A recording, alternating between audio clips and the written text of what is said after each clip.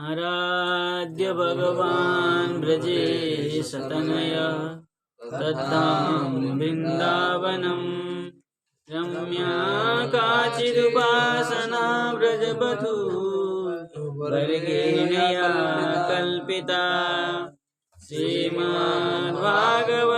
प्रमाणममलं प्रेमापुमर्तो महान् श्रीचैतन्यमहाप्रभोर्मतमिदं तत्रादरो नः परा। तो रागानुगा भक्ति के विषय में हम लोग विचार कर रहे थे। तो उसमें कह रहे अत्रायम विवेक, उसी का वहाँ ज्ञान बता रहे। बोले ब्रज लीला परिकरस्थ, जो ब्रज लीला का परिकर है वो परिकरस्थ कैसे? बोले श्रृंगार आदि भाव माधुर्य श्रुते। ब्रज लीला परिकर कैसे थे? बोले भगवान के जो श्रृंगार आदि है, श्रृंगार आदि भाव की जो माधुर्य है, मधुरता है, क्योंकि यहाँ भगवान के कैसे लीला थे? माधुर्य लीला, ब्रज में माधुर्य लीला था, इसलिए माधुर्य श्रुते, माधुर्य लीला सुनने पर भी इदम ममापि भूयात, ये कैसा है? ये इदम, यह ममापि भूयात, यह भाव मेरा है। इति लोभ उत्पत्ति काले, ये जो भाव क्या है? माधुर्य भाव कैसा है? मेरा है। इस प्रकार जब लोभ उत्पन्न होगा उस समय में शास्त्र युक्ति अपेक्षा न स्यात्। जब किसी के साथ प्रेम हो जाता है तो शास्त्र की युक्ति और अपेक्षा नहीं होती है, क्योंकि भूल जाता है। प्रेम में भगवान के साथ जब प्रेम हो जाता है कि उनको सम्मान दे के बोलना है कि हमसे बड़े हैं, हमारे पूज्य है, वो सब भूल जाता है। जब सख्य भाव, वात्सल्य भाव ये सब उत्पन्न होता है तो क्या वहां पर भगवान को बड़ा करके मानते हैं? सखा तो हमारे जैसे ही मानते हैं, मैं जैसे हूँ मेरा सखा ऐसे ही है। और वात्सल्य भाव माँ छोटा ही मानता है, मेरा बच्चा है। माता के अंदर जो है, कभी भी संतान कितना भी बड़ा हो जाए, कभी भी माता के अंदर ये नहीं लगता है मेरा बच्चा बड़ा हो गया, मेरे लिए तो छोटा ही है।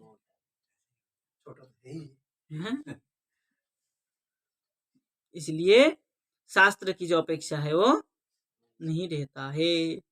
तस्याम च सत्य, उस स्थिति के पहुंचने पर लोभत्वस्यैव असिद्धे, वहां जो लोभ हो जाता है वो असिद्ध है, सिद्ध लोभ नहीं है।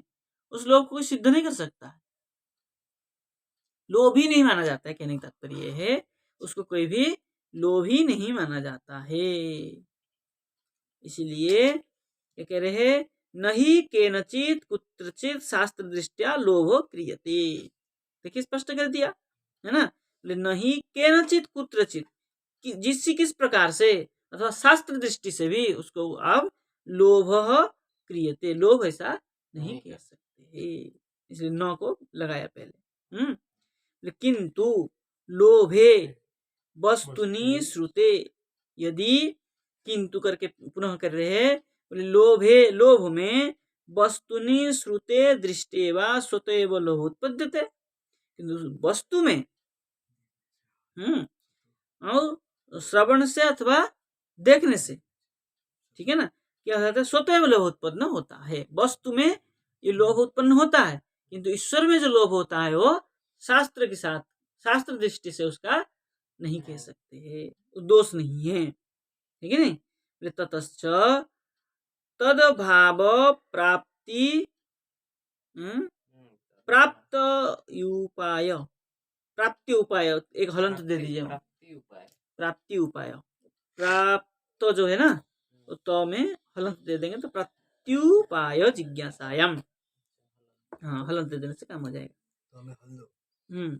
ततश्च तद्भाव प्राप्ति उपाय जिज्ञासायाम शास्त्र अपेक्षा भवेत, यदि उस भाव को, जो प्रेम भाव है, कैसा रागानुगा भक्ति भाव, रागानुगा भक्ति भाव को क्या करने के लिए, प्राप्ति के लिए, प्राप्त करने के लिए यदि जिज्ञासा हो तो शास्त्र अपेक्षा भवे, शास्त्र की अपेक्षा है। उसको प्राप्त हो जाने के बाद शास्त्र की अपेक्षा और नहीं।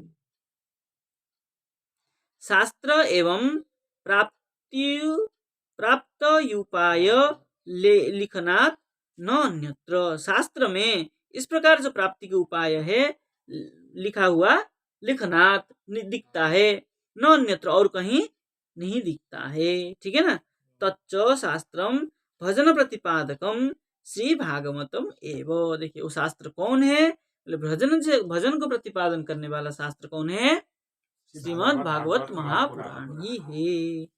तेसु भजनेषु मध्ये, भजनेषु अपि मध्ये, उन भजनों की मध्य में कानिचित तद्भावमयानि, कानिचित तद क्या है, भाव। कौन सी भाव, रागानुगा भाव।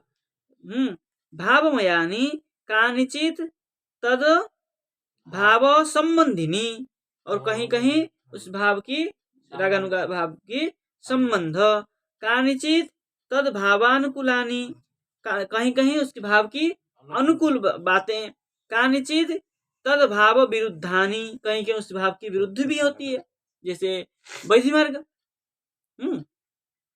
कानिचित तद्भाव प्रतिकूलानी, कहीं कहीं उस भाव से भाव की प्रतिकूल भी है।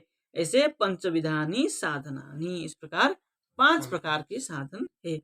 तत्र दास्य सख्यादिनी भावमयानी एवं, वहां पर दास्य सख्य और आत्मनिवेदन आदि ये भाव अन्य भावम भावमयानी एवं, ये सब भावमय है। ठीक है ना। गुरु पदाश्रयत, सबसे मूल बात क्या है, गुरु पदाश्रय, मंत्र जपादिनी, और गुरु पदाश्रय होकर के क्या करे, बोले मंत्र का जप करे। तथा प्रेष्ठस्य प्रियजनस्य निज समिहितस्य, निज मतलब स्वसंप्रदायिनस्य, संप्रदायिनः तत्प्रियजनस्य, भगवत प्रियजन का, च समयोचितानां लीला गुण रूप नाम श्रवण कीर्तन स्मरणानि विविध परिचरणानि च भाव संबंधिनी। जो आप कल कह रहे थे, क्या कह रहे थे, यदि जो कीर्तन आदि करते हैं हम, कीर्तन में अनेक भाव होता है, तो एक भाव पर तो नहीं रह सकता है, उसको कह रहे हैं। क्या कह रहे हैं, गुरु पदाश्रय होकर के मंत्र जप करते हुए प्रेष्ठस्य भगवत निज प्रियजनस्य निज समिहितस्य स्वसंप्रदायिनस्य, जो हमारे, हम अगर सखा भाव को सखा भाव से भजन करते हैं, तो हमारे संप्रदाय में जो सखा भाव से भजन करते हैं, तत्परक श्रवण कीर्तन आदि करें। तत्प्रियजनस्य च, और उनके जो प्रियजन है, ठीक है नहीं, भगवान के जो प्रियजन है, उनको समयोचिता नाम, है ना, उनके साथ जो उचित समान उचित हो, लीला गुण रूप नाम, उसी प्रकार लीला गुण रूप जो नाम है, श्रवण कीर्तन स्मरणानि विविध परिचरणानि च भाव संबंधिनी। जैसे हमने किसी से कहा कि हमें चंद्रावली जाना है दर्शन करने के लिए, तो किसी संत महात्मा ने स्पष्ट मना कर दिया, हम चंद्रावली नहीं जाएंगे। बोले क्यों, बोले वो भगवान के राधा रानी के विरुद्धाभाव वाली सखी थी, इसलिए हम वहां नहीं जाएंगे। वो स्पष्ट मना कर दिया, हम नहीं जाएंगे वहां, क्योंकि वो राधा रानी के विरुद्धाभाव वाली सखी है। तो हम राधा रानी गोपी भाव में भजन करने वाले हैं, तो उनके विरुद्ध भाव में जो रहते हैं, उनके वहां हम नहीं जाएंगे। जो रागानुगा, हाँ समझे। तो इसी प्रकार से लोग अपने अपने अनुकूल की भजन ही करते हैं। जो ये स्थान है, हम जहाँ बैठे हैं, ये भूमि भी इसी प्रकार की भूमि थी। एक समय था यहाँ पर स्वइष्ट गोष्ठी होती थी। स्वइष्ट गोष्ठी मतलब समझते हैं, अपने अपने भजन में जो बाधाएं जो कुछ होता था यहाँ करके विचार करते थे माधवदास बाबा जी के पास बैठ के। इष्टोष्टी शाम को आते थे, सब दर्शन करते थे गोविंद मंदिर के, गोविंद गोपीनाथ दर्शन करके यहाँ बैठ करके विचार होता था कि मेरा ये भजन में ये बाधक हुआ, ये क्यों हुआ। तो जो संत होते थे, बड़े संत होते थे, समाधान करते थे।